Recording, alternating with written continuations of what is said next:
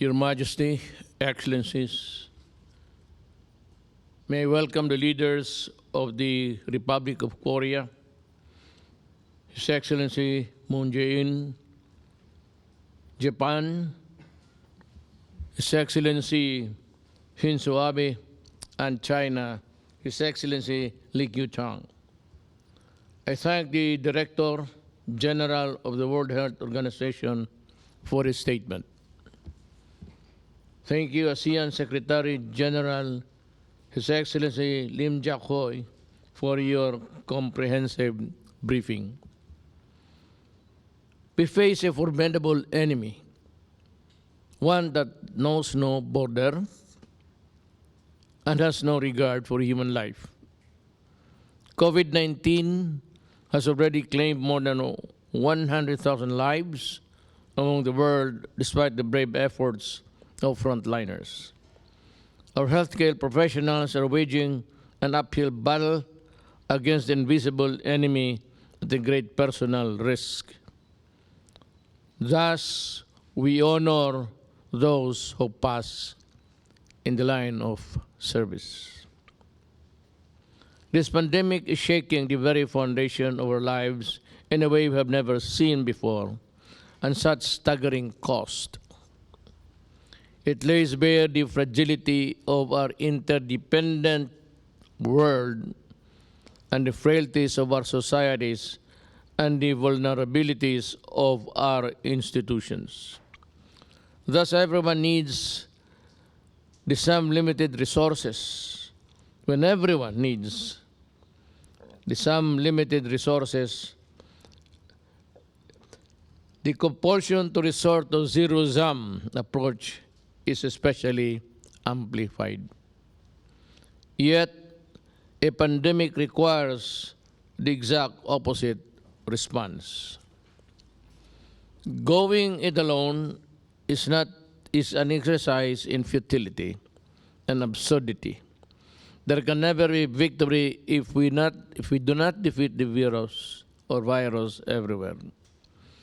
We have to choose the intelligent and productive path of cooperation.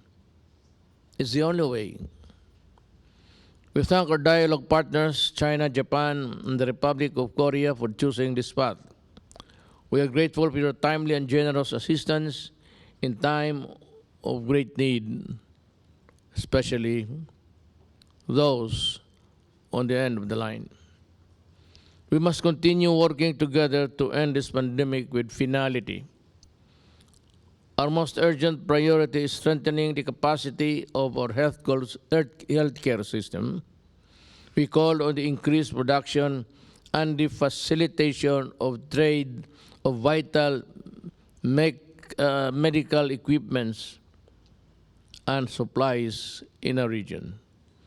We support the creation of regional reserves of medical supplies to better equip us in this fight. But equally important, we must significantly enhance scientific cooperation, particularly in the area of vaccine and antiviral or viral treatment, research, and development. The Philippines is ready to participate in clinical trials and medical studies of potential vaccines and medicines such as the Avigan.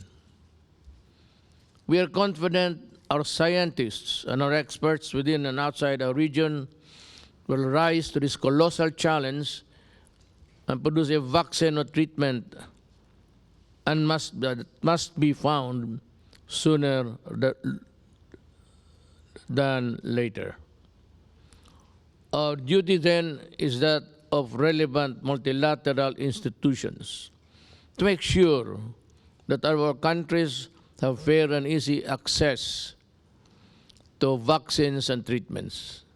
Discussions on modalities should be started. Another vital issue for us is ensuring food security. It is imperative that our people do not go hungry. Failure to do so will lead to social unrest with its attendant complications. Imposing unnecessary trade restrictions on staple foods such as rice and other basic commodities will be harmful to everyone. We have to keep ASEAN markets open and ensure supply chains connectivity. We must also utilize existing mechanisms such as the ASEAN Plus 3 Emergency Rice Reserve. Your Majesty, Excellencies, we are still in the early stages of this crisis, but it is never too early to think of a post-pandemic recovery program. COVID-19 has brought the world to a standstill. We face the spectacle of a global recession. In the Philippines, we are bracing for a significant decline in economic output.